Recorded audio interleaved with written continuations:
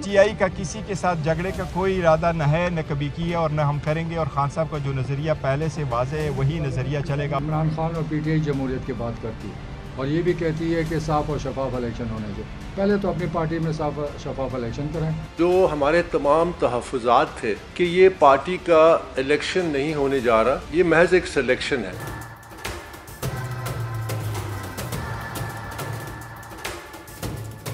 Very warm welcome to News Live. मैं हूं doctor Maria Zulfiqar Khan. फ्यूज़ हर बार की तरह इस तरह भी इंतखाबी मुद्दा जो है वो आवाम से ज़्यादा सियासी जमातों के लीडर्स की ज़ात तक ही महदूद नज़र आ रहा है, क्योंकि कारकर्दगी पर बात करने को ज़्यादा कुछ है नहीं। इसलिए हर जमात अपनी मजलूमियत का हाल सुनाने को ज़्यादा तरजीह दे रही है। सिर्फ अपनी कारकर्दगी को अच्छा और दूसरे को बुरा बनाकर पेश किया जा रहा है और ये हर जमात इसमें लगता है कि पेश है और वो शायद भूल जाते हैं कि सिर्फ कुछ ही माह पहले तक सभी इकट्ठे मुल्क को डिफ़ॉल्ट से बचाने के दावे भी कर रहे थे। आज नौबत यह आ गई है कि उस सब को भूलकर कोई 2013 की हुकूमत और कोई 2008 के दौर के गुन गा रहा है। बाकी लाडले और सिलेक्टेड की कहानी से ही काम चलाया जा रहा है, जबकि असल लड़ाई ये है कि कौन कितने इलेक्टेबल्स इकट्ठे कर रहा है, मैजिक नंबर हासिल कर सकता है। शायद इसीलिए कहा जाता है कि पाकिस्तान में उतनी डेमोक्रेसी नहीं है जितनी पॉलिटिक्स ऑफ डेमोक्रेसी है। यानी जमहूरी अमल में इंतखाबात की हुज्जत तमाम की जाती है, बाकी ना रवैयों में जमहूरियत है और ना ही तर्ज अमल में। बड़ी सादा सी मिसाल हालिया दिनों की मिलती है पीटीआई के जो हफ्ते को होने वाले इंटर पार्टी इलेक्शन से, उनमें हमें नज़र आती है, जिस पर बहुत तनकीद की जा रही है कि ये इलेक्शंस कम थे और दिखावा ज़्यादा था। ना इलेक्टोरल कॉलेज था, ना वोटर लिस्ट थी, ना नॉमिनेशन पेपर्स और ना ही मुकाबला करने के लिए कोई मुखालिफ उम्मीदवार। एक पैनल को नॉमिनेट कर दिया गया जिसमें से 2 लोग जो हैं वो अंडरग्राउंड थे और यूं जमहूरियत का दम भरने वाली पार्टी ने जमहूरी हुज्जत तमाम कर दी। इस पर सितम ज़रीफ़ी देखें कि दीगर सियासी जमातें पीटीआई के इंटर पार्टी इलेक्शन पर एतराज़ उठा रही हैं, जिनकी अपनी जमातों में भी बिला मुकाबला क़यादत जो है वो मुंतखब होती आई है। यहाँ ये सवाल भी उठता है कि जमहूरियत का दम भरने वाली जमातों का ऐसा तर्ज अमल होगा तो क्या जमहूर की ज़िंदगी में कोई बेहतरी आएगी या नहीं, इस पर बात करेंगे। हमारे साथ हमारे इस्लामाबाद में आमिर इलियास राना साहब मौजूद हैं, साथ ही साथ हमें नज़ीर लगारी साहब ज्वाइन कर रहे हैं और न्याजुल्लाह न्याजी साहब हमें ज्वाइन कर रहे हैं, जो कि चीफ इलेक्शन कमिश्नर हैं पाकिस्तान तहरीक इंसाफ के। तो अगर इजाज़त दीजिए तो मैं न्याजुल्लाह न्याजी साहब से जो है वो गुफ्तगू का आगाज़ करती हूँ एंड आई एम श्योर मेरे पैनलिस्ट की भी जो है उनसे कुछ सवालात होंगे। न्याजी साहब, आपको आई होप आवाज़ आ रही है? जी आ रही है जी। न्याजी साहब, ये बताइए कि आप पर जो है वो बहुत सारी आपकी जो इंट्रा पार्टी इलेक्शंस हैं उन पर बहुत सारी जो है वो एलिगेशंस लगी। उसमें ये कहा गया कि जी बहुत 2 लोग तो इस तरह थे कि जो अंडरग्राउंड थे उनके नॉमिनेशन पेपर्स कैसे साइन हुए, उनकी नॉमिनेशन की आपने तस्दीक किस तरह की, और भी बहुत सारे सवालात जो हैं वो उठ रहे हैं कि ये इलेक्शंस क्रेडिबल नहीं थे। गो के let me just say this कि बाकी पार्टीज़ की भी शायद अगर स्क्रूटनाइज करके देखे जाएं तो इलेक्शंस इसी तरह के होंगे, बट क्योंकि इस वक्त बात आपकी हो रही है तो ये सवाल आपसे है। बिस्मिल्लाहिर्रहमानिर्रहीम, बहुत शुक्रिया मैडम। पहली बात तो ये है कि जो लोग इतराज़ात करने वाले हैं और जो डिस्कस हो रहा है मीडिया पे, सबसे पहले जो इलेक्शन कमीशन ऑफ पाकिस्तान ने हमें डायरेक्ट किया है, आर्डर उनका है 23 नवंबर 2023 का कि आप दोबारा 20 दिन के अंदर इलेक्शन कराएं। मेरा ख्याल है वो ईसीपी का आर्डर सामने रखा जाए तो सारी बातें क्लियर हो जाती हैं। उसके के मुताबिक हमारा जो कॉन्स्टिट्यूशन है पाकिस्तान तहरीक इंसाफ का, उन्होंने कहा कि आप 2019 के कॉन्स्टिट्यूशन और हमारे 2020 के रूल्स हैं उसके मुताबिक इलेक्शन कराएं। उसके मुताबिक इलेक्शन मैंने करवाया और उसके मुताबिक नॉमिनेशन पेपर्स मांगे, उसके मुताबिक हमने रिटर्निंग ऑफिसर अपॉइंट किए, उसके मुताबिक हमने प्रिजाइडिंग ऑफिसर अपॉइंट किए और उसके मुताबिक हमने शेड्यूल जारी किया। जो हमें रूल्स कहते थे 29 तारीख को पेपर इनवाइट किए और 1 दिसंबर को हमने उसके तमाम पेपर नॉमिनेशन जो हमारे पास आए उस नॉमिनेशन पेपर की स्क्रूटनी की और उन पेपर को जमा किया।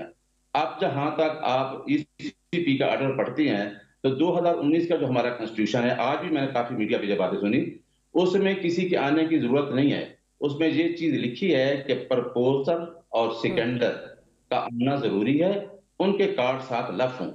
तो हमारे पास जितने पेपर, मैं आपको मीडिया पे शो भी करा सकता हूँ कि जितने नॉमिनेशन पेपर आए और पूरी एक्टिविटीज इलेक्शन की ये मीडिया पे गई है। और ये हमारा एक इलेक्शन नहीं है, मैंने 2009 का एज ए रीजनल हेड से इलेक्शन कराया, और आपको याद है कि जनरल इलेक्शन 2013 के हो रहे थे, तो हमारी पार्टी ने, हमारे इमरान खान ने कहा कि आपने ये इंट्रा पार्टी इलेक्शन कराया, और हमने तमाम सूबों में कराए। और जो लोग इस इलेक्शन पे उंगलियां उठा रहे हैं वो इससे खौफजदा हैं कि अब हमारे वर्कर ये कि जमहूरी तर्ज अमल अपनी पार्टी के अंदर लाओ, जो कि उनके अंदर कोई जमहूरी तर्ज अमल नहीं है। वो जमहूरियत चैंपियन है, वो कहते हैं कि हम जमहूरियत के चैंपियन हैं, हम तो बड़े जमहूरी हैं। तमाम पार्टी आप अभी आप देखें नेट के, आप पाकिस्तान पीपल्स पार्टी और नवाज का देखें, PMLN ने एक पेपर दिया है, ऊपर लिखा है पाकिस्तान मुस्लिम लीग और नीचे लिखा है शहबाज शरीफ, नवाज शरीफ, मरियम नवाज, हमजा। इसी तरह मौलाना साहब ने किया, इसी तरह PPP ने किया, इसी तरह ANP ने किया, तमाम रिकॉर्ड ECP पे मौजूद है। अब लास्ट में आपको ये बताता हूं कि ECP का अपना जो एक्ट है 2017 का जो सेक्शन है 208 क्या कहता है कि हर पार्टी इंट्रा पार्टी इलेक्शन कराए। एक पार्टी को आप कहते हैं कि आपके इलेक्शन गलत है, आप 20 दिन में कराएं, और 8 फरवरी को इलेक्शन है और नेक्स्ट वीक में आप शेड्यूल मांग रहे हैं, और इतना यानी आप उनको इतना इस तरीके से तंग कर रहे हैं। आप इलेक्शन जनरल में जा रहे हैं, जिस तरीके से पार्टी निकाला जा रहा है, ये कोई इलेक्शन पहले भी कोई रेगुलेटरीज नहीं थी। मैं तमाम चीजें मैंने बाकायदा रूल्स को फॉलो किया, कॉन्स्टिट्यूशन को फॉलो किया, और ये तीसरा इलेक्शन है हमारा इंटर पार्टी का, और इस खौफ से वो डरे हुए। इट्स वेरी इंटरेस्टिंग, आप बिल्कुल तीसरे इलेक्शन की बात कर रहे हैं और आप कह रहे हैं हमने सारे रूल्स फॉलो किए। आप ही की पार्टी से मुंसलिक रहने वाले खुद उन पर भी जो है वो सवालात उठते रहे, उनकी कारकर्दगी पर, उनकी जो है वो तर्ज अमल पर, किस तरह उन्होंने बेदरेक पैसा इस्तेमाल किया। जस्टिस वजीउद्दीन की रिपोर्ट आई, लेकिन आज वो क्या कह रहे हैं इन इलेक्शंस के बारे में, परवेज खटक साहब का हवाला दे रही हूँ, जरा वो भी सुन लेते हैं, फिर आगे चलते हैं। तो अब ये मेरे ख्याल में पिछले 10-12 साल से जो इलेक्शन इन्होंने कराए सारे जाली है। मैं सबका गवाह हूँ, मैंने सारा तमाशा देखा। एक दफ़ा आज़म स्वाति को कमिश्नर बनाया और सारा रिकॉर्ड मेरे सामने बनाया, उसके बाद एक और रिटायर अफसर था उसको बनाया और वो भी यही करता रहा। और अभी तो अजीब काम किया, ना किसी के पास नॉमिनेशन पेपर्स हैं। क्या आप लोगों ने देखे? क्या आपने देखा है कि वहाँ किसके दस्तखत है? क्या आपने देखा है कि वोटर कौन थे, वोट किसने देने थे? कोर कमेटी थी, कोई और थे? वो वोट तो हुआ ही नहीं। अच्छा, जो ये एलिगेशंस लगा रहे हैं, नॉमिनेशन पेपर्स क्या आप लोगों ने देखे हैं, सिग्नेचर्स देखे हैं, बाकी इलेक्टोरल कॉलेज क्या है वगैरह वगैरह, क्या आप इसका जो है वो आप इसको जो है वो प्रूव करने के लिए तैयार हैं कि ये सारी चीज़ें हमारे पास ऑलरेडी मौजूद हैं? जी मारिया, मैं बिल्कुल तैयार हूँ। परवेज खटक साहब अब चले गए हैं, हम इसी पार्टी में बैठे हैं। हमने इलेक्शन जो कराया है वो रूल्स के मुताबिक कराया, तमाम चीजें मौजूद हैं, तमाम हर पेपर, नॉमिनेशन पेपर के ऊपर सिकेंडर प्रपोजल मौजूद है। जो जाली करने वाले वो तो खुद चले गए छोड़ के। और अब ये देखना कि इस इलेक्शन में मैं आपको बताता हूँ कि वो कौन सी पार्टी है।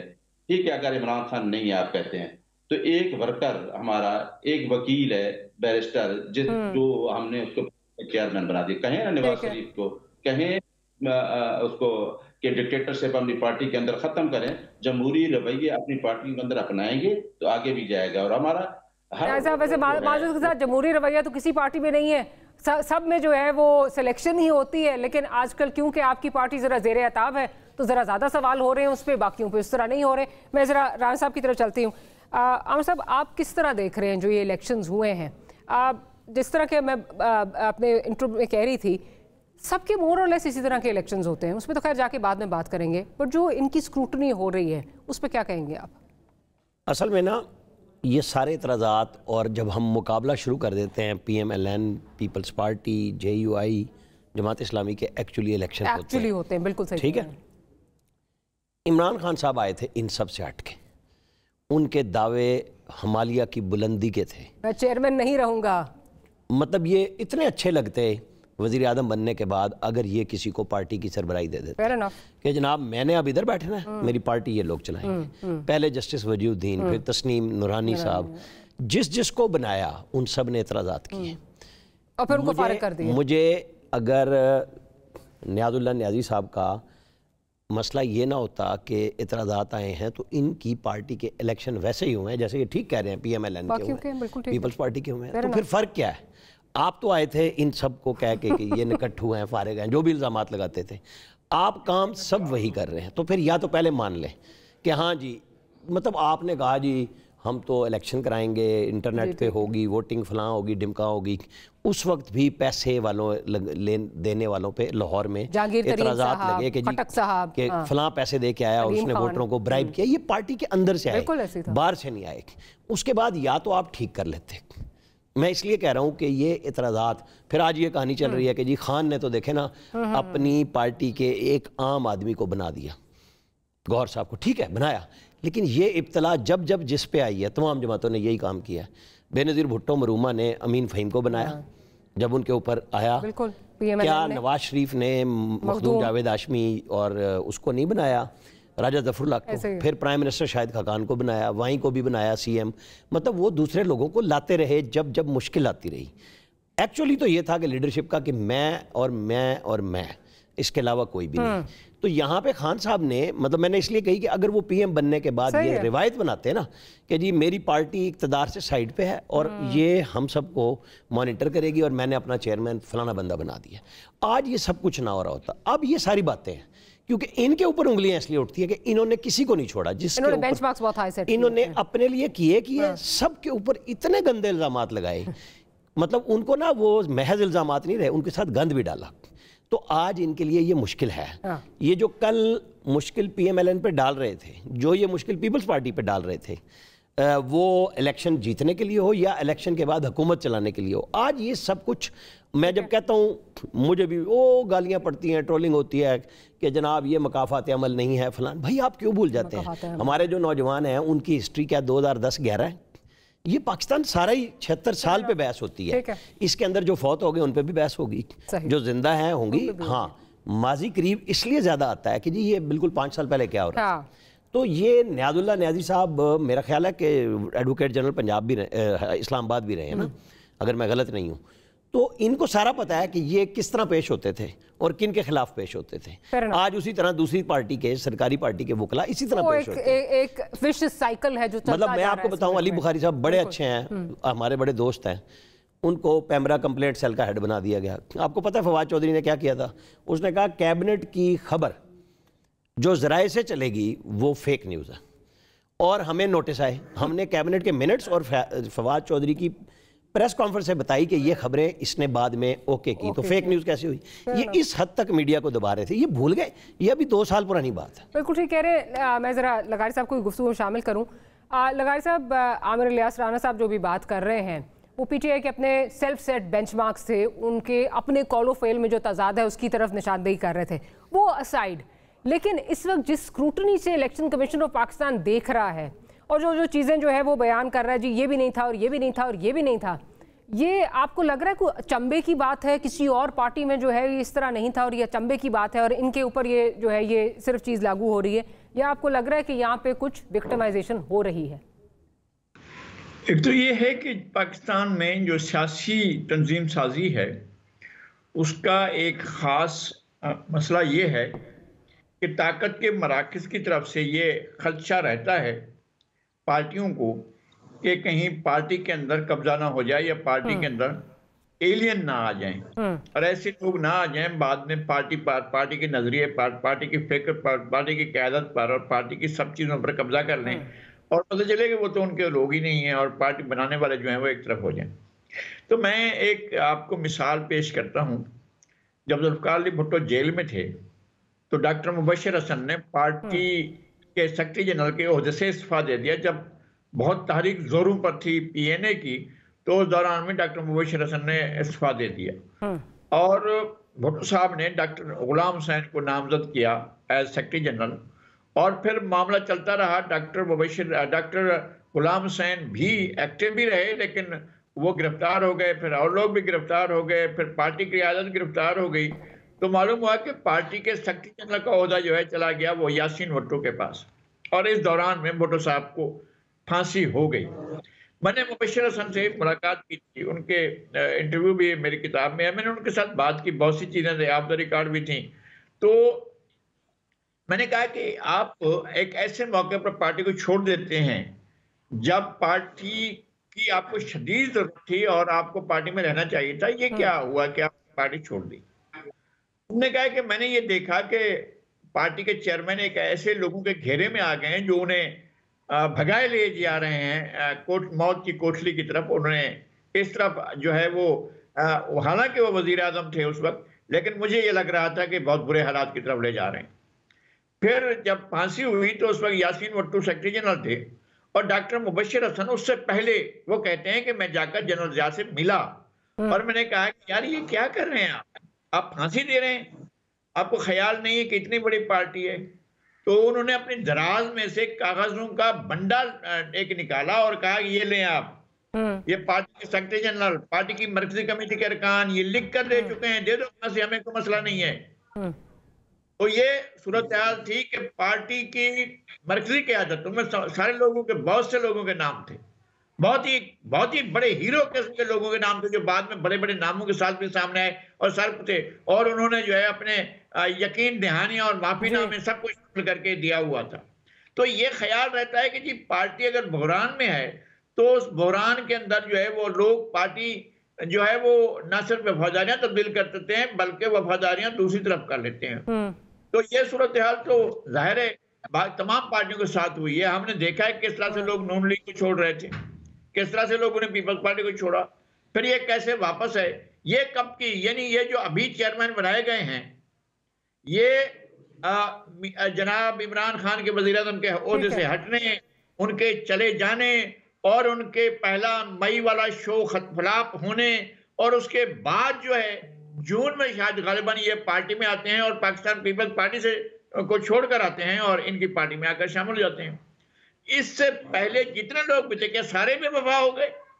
क्या सबने अपनी वफाओं को जो है खत्म कर दिया था? क्या इमरान खान के साथ कोई भी बाकी नहीं रहा था? ये जो उनके इक़्तिदार से हटने के भी बाद ये पार्टी में आए और इनके ऊपर एतमाद हो गया, इसलिए कि ये जनाब वो एक अपनी जगह चीज। लेकिन मैं जो ये आपसे बात पूछ रही हूँ कि क्या जो जिस किस्म की एलिगेशंस लगाई जा रही हैं, उठाई जा रही हैं इलेक्शन कमीशन की जानिब से, क्या आपको वो उनका कोई जवाब लगता है या आपको लगता है क्योंकि एक पार्टी इस वक्त ज़ेरे अताब है तो उस पर मजीद जो है वो एलिगेशंस की जो है वो भंबार की जा रही है?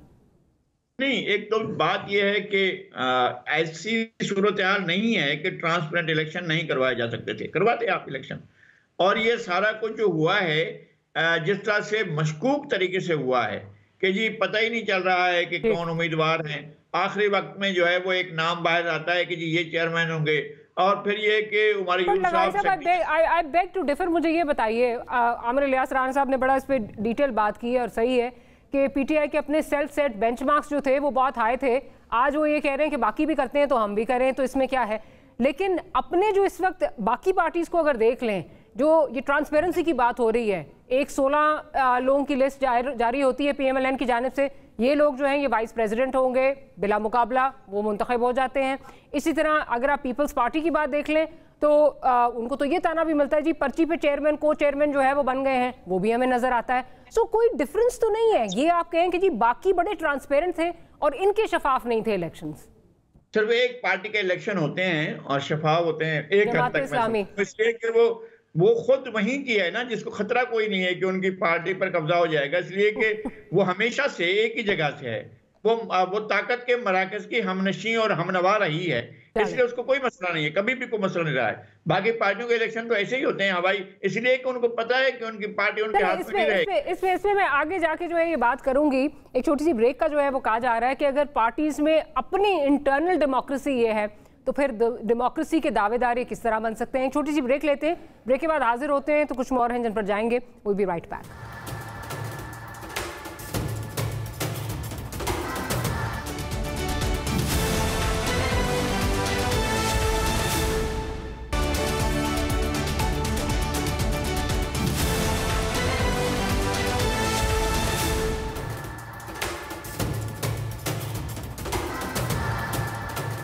Welcome back after the break. न्याय साहब की तरफ जाती हूँ। न्याय साहब, एक और मसला जो आपके लिए आने वाले दिनों में खड़ा होने वाला है वो ये है कि आपके बानी रुकन अकबर एस बाबर, जिनको बकौल आपके मैं आपका बयान पढ़ी थी, आप मानते हैं उनको कि वो बानी रुकन है, वो ये कह रहे हैं कि जी मुझे तो इस प्रोसेस में शमूलियत का इख्तियार ही नहीं दिया गया, उसकी बेसिस पे वो इलेक्शन चैलेंज करने जा रहे हैं। अब किस तरह देख रहे हैं आप, किस तरह दिफा करेंगे और क्या आपका जो है इस पे तर्ज अमल क्या होगा? बिस्मिल्लाहिर्रहमानिर्रहीम। मारिया, सबसे पहले तो मैं राना साहब और नजीर साहब ने जो बातें की हैं, बड़ी अच्छी बातें की हैं। वाकई हमारी पार्टी में, क्योंकि वो मेरे कुलीग हैं, वजीउद्दीन साहब, तस्नीम नूरानी, डॉक्टर आरिफ अलवी साहब, डॉक्टर हामिद खान साहब, ये सब ने हमने इकट्ठा ज्वाइन किया और आज भी हामिद खान साहब और मैं जहाँ मौजूद हैं।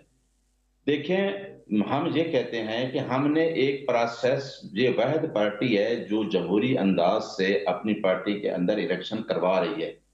अब मेरे पास ऐसा कोई फार्मूला नहीं है और 3 दिन से 4 दिन से जहां लोग पेपर जमा कराने आए और सिकंडर भी है, प्रपोजर भी आए, ठीक है, और उन्होंने पेपर जमा करा। 2012 का इलेक्शन आपने देखा, उसमें भी इस तरह वो बकायदा उस तरह कंटेस्ट हुआ। अब मेरे पास कोई ऐसा मैकेनिज्म नहीं है कि मैं, अगर मेरे पास पेपर आते हैं तो मैंने अकॉर्डिंग टू द रूल कराना है और एक पैनल के पेपर आए और मुझे रूल ये कहता है कि रिटर्निंग ऑफिसर अगर उस पैनल को डिक्लेयर करते हैं तो मैंने रूल 2020 प्रोविजन 15 के तहत उसको रेजोल्यूशन के तौर पे 2 दिसंबर कता कलामी की माफी, कता कलामी की आपने बात कर ली, बट कता कलामी की माफी चाहूंगी।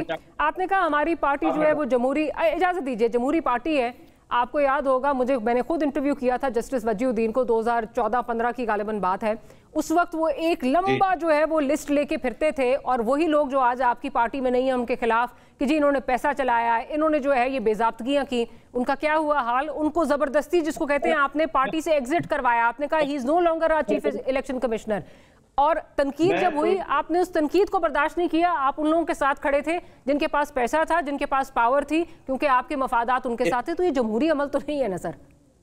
इनका जवाब मैं ये देता हूं कि जो लोग आए, हामिद खान, तस्नीम नूरानी, वजीउद्दीन और उसमें मैं भी शामिल था, हमने उन लोगों को कहा कि ऐसे लोग, जब आपने 96 से पार्टी शुरू की है और आज तक ये पार्टी आपने स्लोगन तहरीक इंसाफ का दिया, ऐसे हम पार्टी में इंटर नहीं होने देते। लेकिन वो इंटर हुए, रहे, मिनिस्टर बने और आप लोगों को साइड पे कर दिया गया ना, तो जमहूरियत तो ना हुई ना सर?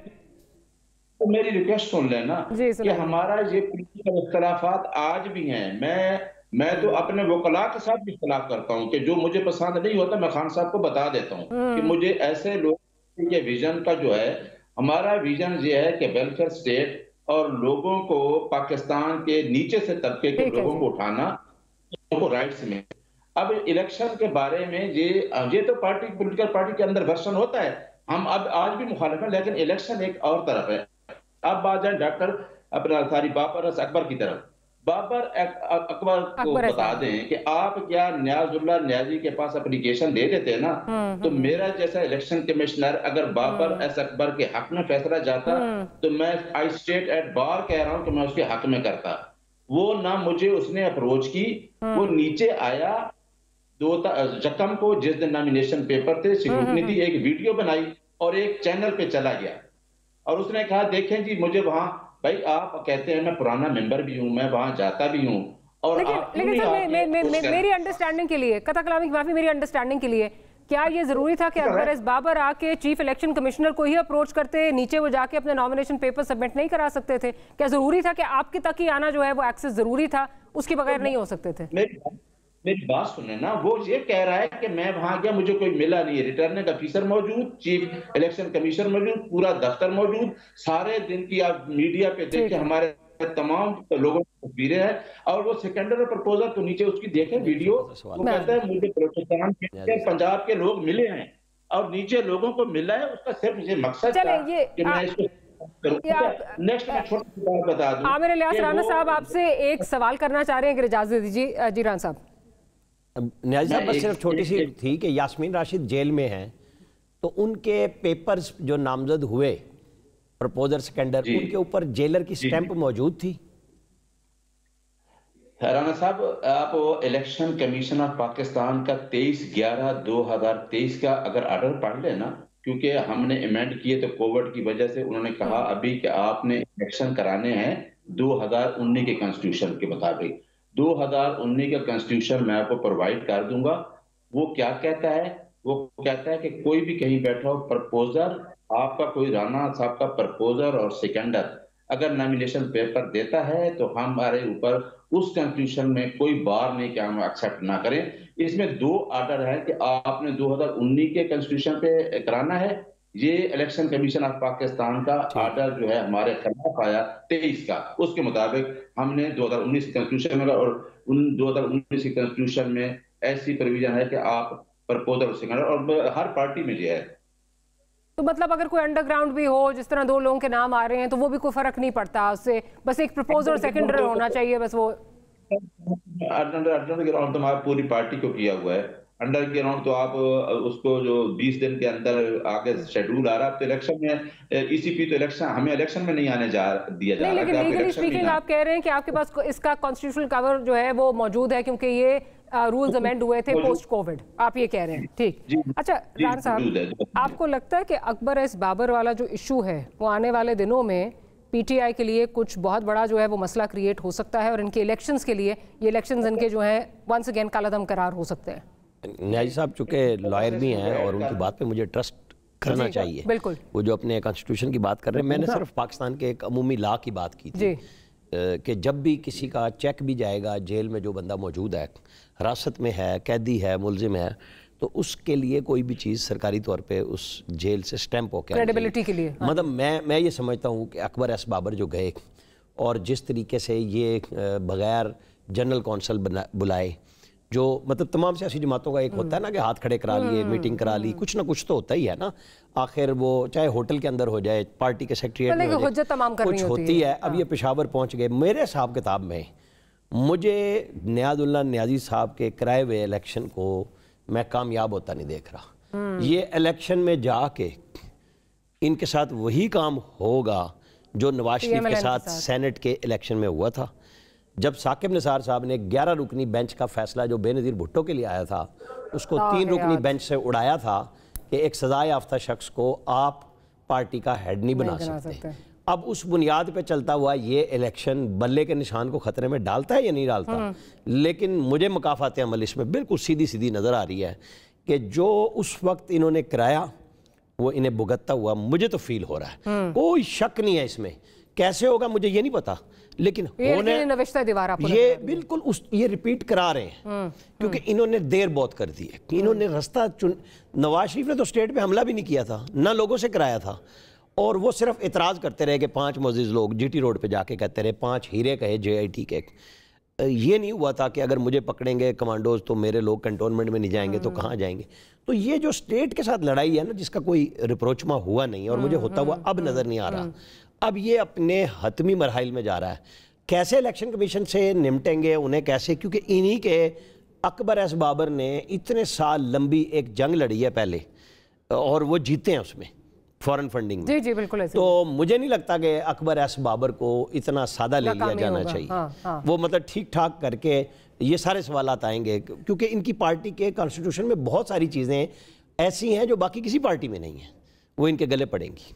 अच्छा लगारी साहब, आपका भी पॉइंट ऑफ व्यूज़ पे लेना चाहूँगी। आपको लगता है कि आने वाले दिनों में अकबर एस बाबर साहब एक बहुत बड़ा मसला क्रिएट कर सकते हैं, और जिस तरह अभी बात कर रहे हैं रान साहब कि ये मकाफात अमल होगा कि एक दफ़ा जो है वो नज़र आएगा जो PMLN के साथ बकौल इस वक्त जो रान साहब बात कर रहे हैं कि PTI ने करवाया, वो उनके साथ एक दफ़ा होता हुआ फिर नज़र आ रहा है।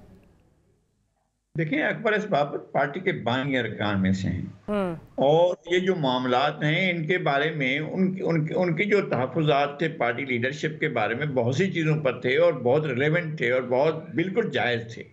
और मैं कम से कम 10 साल पहले वो मुझसे मिले थे और उनके साथ सीधी गुफ्तगू भी हुई थी, बहुत पुरानी बात है।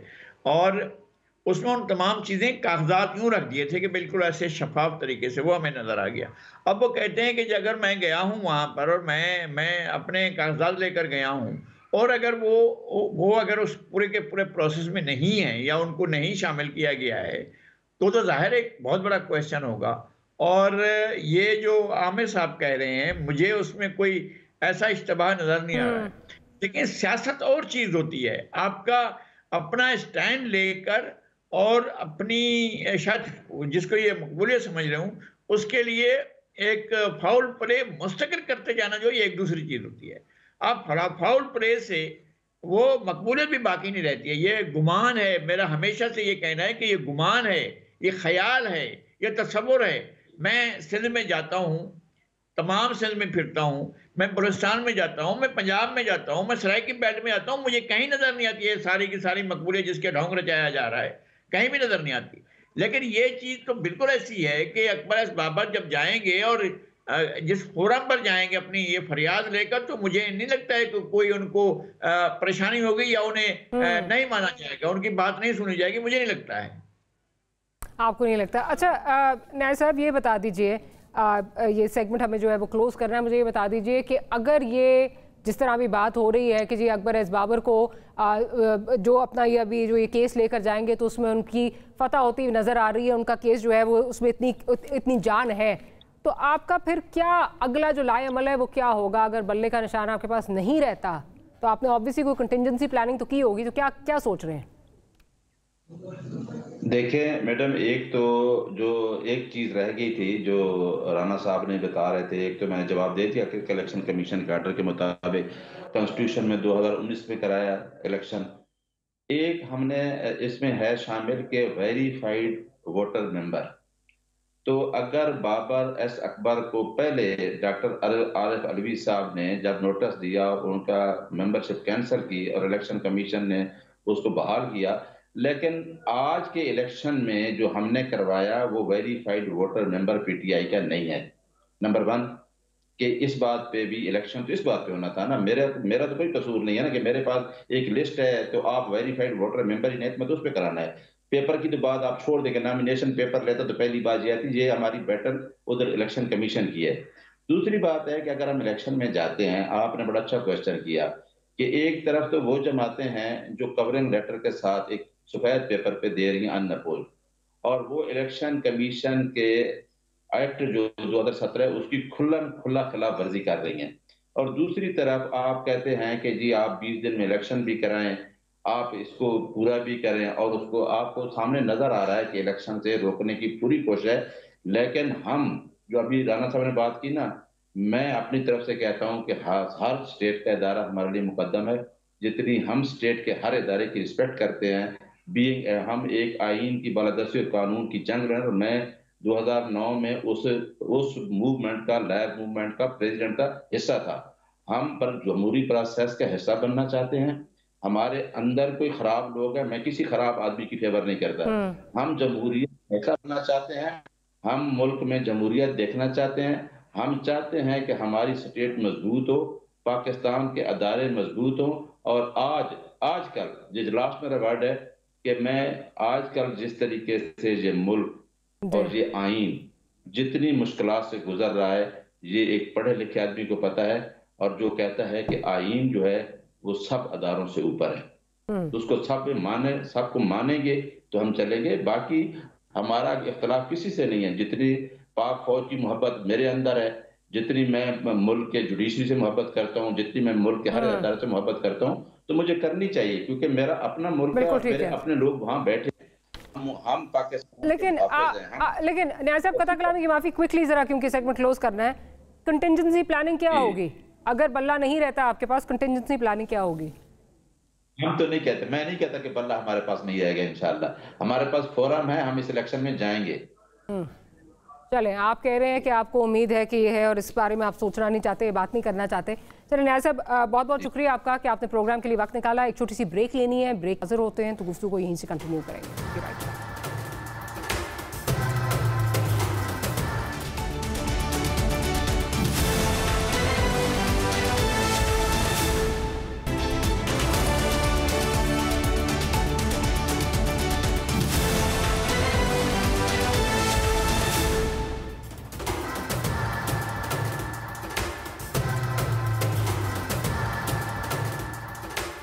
Welcome back after the break. Break से पहले बात हो रही थी कि पीटीआई का क्या फ्यूचर जो है वो रह गया है, लेकिन एक अब ज़रा गुफ्तगू को ज़रा शिफ्ट करते हैं। राना साहब, अब जिस किस्म के हमारे इंट्रा पार्टी इलेक्शंस होते हैं, तो चलें हम देख रहे हैं सारे, एक बड़ा शायद आपको किताबी सवाल लगेगा, लेकिन जब आप इंट्रा पार्टी इलेक्शंस इस तरह के करवाते हैं और आपके खा वो PMLN हो, खा वो पीपल्स पार्टी हो, और फिर आप एक्सपेक्ट करते हैं कि हम डेमोक्रेसी की जो रवायात हैं उनको हम जो है वो परवान चढ़ाएं। जब पार्टीज के अंदर डेमोक्रेसी नहीं है तो वो डिलीवर कैसे करेंगी फिर? दो चीज़ें हैं, बिल्कुल किताबी है बल्कि निसाबी है, लेकिन हमारे यहाँ यही जमहूरियत राइज है कि हम शख्सियात के साथ चलते हैं। पीटीआई में इमरान खान नहीं है तो पीटीआई कहाँ देख रहे हैं आप? ठीक है, नवाज शरीफ नहीं है तो कहाँ देखते हैं? उन्होंने संभाला। बेनज़ीर भुट्टो नहीं है तो बिलावल जरदारी को बिलावल भुट्टो जरदारी बनना, लेकिन हम उसके बाद आगे नहीं लोगों को जो है वो तैयार करना चाहते हैं। वही है कि आप मिसालें अमेरिका दें, इंडिया की दें, आप बुनियादी जमहूरियत, बुनियादी इकाई है बल्दियाती इदारे, कोई जमात नहीं चाहती। सुप्रीम कोर्ट आती है, इलेक्शन होते हैं, बिल्कुल ऐसे ही है। शहबाज शरीफ के दौर में हुए, सारा पंजाब जीत लिया, और जैसे ही बुज़दार साहब आए वो तोड़ दिए। गुलजार साहब ने आके बहाल कर दिए, कोर्ट ने कहा भी फिर भी नहीं किया, चीफ जस्टिस ने बहाल कर दिए। ये वो चीफ जस्टिस हैं जिन्होंने नेस्ला टावर का ऑर्डर दे के उसे गिरवाने तक पीछे नहीं हटे, लेकिन पंजाब के बल्दियाती इदारों के नाज़मीन खड़े रहे सुप्रीम कोर्ट के बाहर के तौहीन अदालत लगाओ, नहीं लगाई।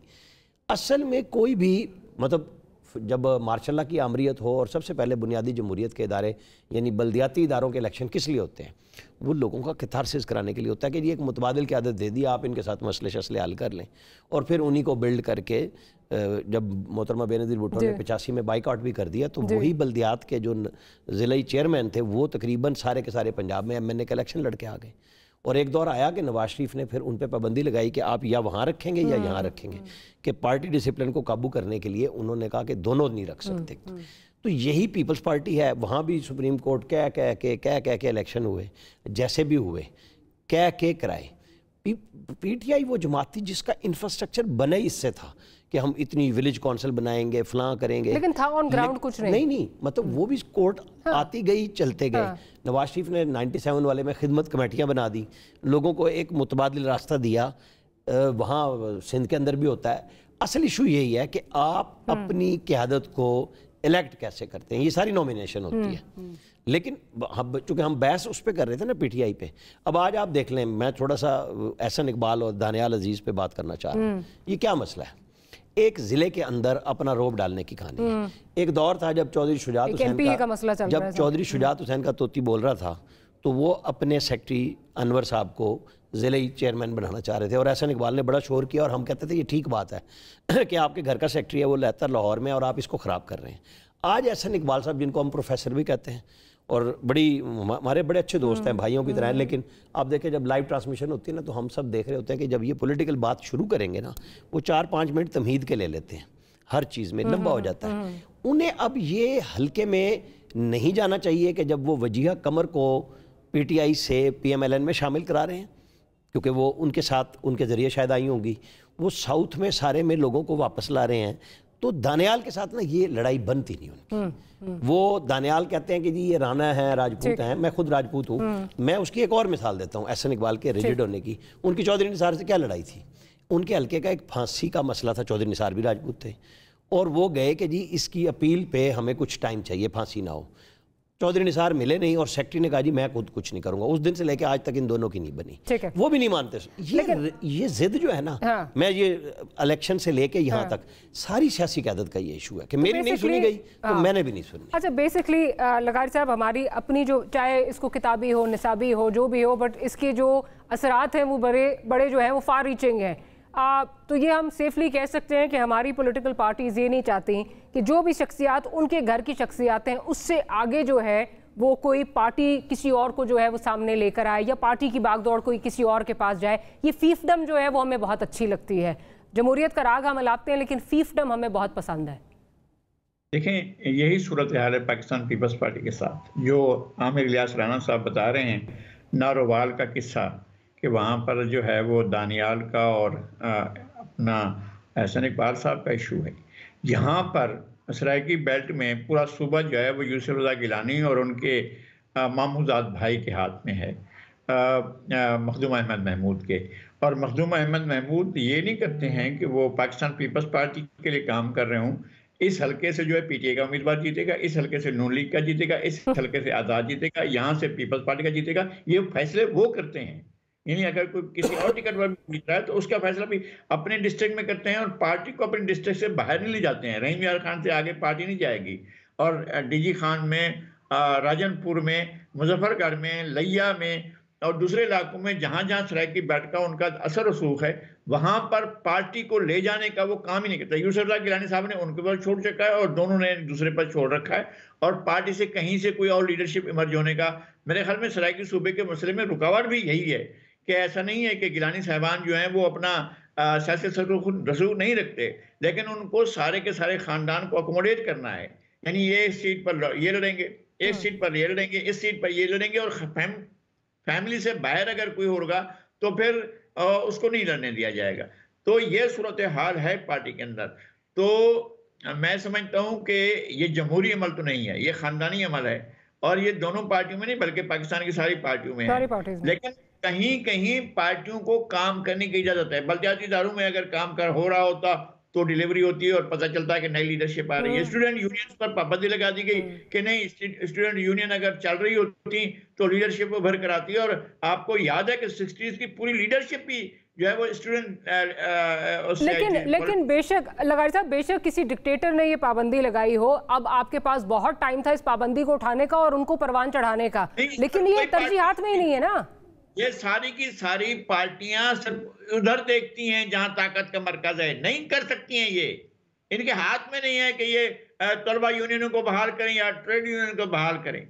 ये तो कहीं और बात करके बैठे हुए ना कि ट्रेड यूनियन को नहीं आने दिया जाएगा। लोकल गवर्नमेंट में कौन रोकता है इनको? लोकल गवर्नमेंट का देखें कि क्या हाल करते हैं, किसी की तरजीहात में शामिल नहीं है। लोकल गवर्नमेंट भी इस वक्त तक ऐसा हो चुका है कि सब खानदान का फैलाव इतना हो चुका है कि जहां एक एमएलए की सीट थी वहां 3 एमपीए की सीटें भी आ गई हैं, वहां पर 10 सीटें काउंसिल की भी आ गई हैं, डिस्ट्रिक्ट काउंसिल की भी आ रही हैं। ये कर लेते हैं, उसमें भी खानदान कहा जाता है। सारे लोग जो है अपने खानदान को आगे बढ़ाने का काम करते हैं। ये है और बड़ी पार्टियों में मौजूद है ये।